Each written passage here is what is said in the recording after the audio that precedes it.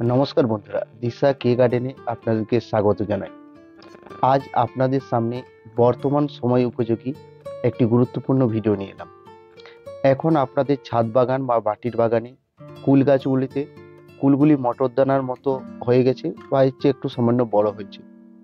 এখন কি পরিচর্যা করলে ফলের পরিমাণ বেশি পাওয়া যাবে, অর্থাৎ ফল ড্রপ হবে না, ফল হলুদ হয়ে ঝরে পড়ে যাবে না, তাই নিয়ে আজকের ভিডিও।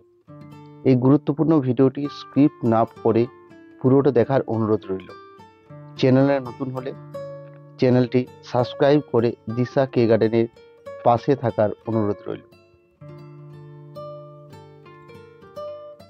এটি আমার মিস ইন্ডিয়া কুলের গাছ। দেখুন, ফল সেট হয়ে গেছে। এখন এই গাছটিতে কি পরিচর্যা করব? প্রথমত আলোচনা করব জলের ম্যানেজমেন্ট। আপনাদের ছাদ বাগানে টবের গাছগুলিতে এখন প্রত্যেক দিন নিয়ম করে জল দিতে হবে। জলের ঘাটতি হলে ফল ড্রপ হওয়ার প্রবণতা থাকে এবং ফলের বৃদ্ধি আশানুরূপ হয় না। টবের গাছে এ সময় জলের দিকটা গুরুত্ব দিতে হবে এবং মাটির গাছে 15 দিন ছাড়া জলসেচ দিতে হবে। দিশা কে গার্ডেনে দুই প্রজাতির কুল গাছ আছে। প্রথমে দেখলেন মিস ইন্ডিয়া কুলের গাছ, এখন দেখছেন বল সুন্দরী কুলের গাছ। দ্বিতীয় ভাগে আলোচনা করব ফাঙ্গিসাইড ও ইনসেকটিসাইড। এখন শীতকাল, খুবই কুয়াশা পড়ে এবং ফাঙ্গাসের আক্রমণ বেশি হয়। ফাঙ্গাসের আক্রমণ হলে ফল হলুদ হয়ে শুকিয়ে যায়, তাই এখন থেকে 15 দিন অন্তর ফাঙ্গিসাইড স্প্রে করতে হবে। জৈবভাবে করলে ট্রাইকোডার্মা ভিডিটি দিতে হবে এবং রাসায়নিকভাবে সাপ, ইনস্টাটপ, ব্লাইটক্স, এন্টাকল ইত্যাদি ব্যবহার করতে হবে। আর ইনসেকটিসাইড 7 দিন ছাড়া নিম তেল ব্যবহার করতে হবে এখন থেকে।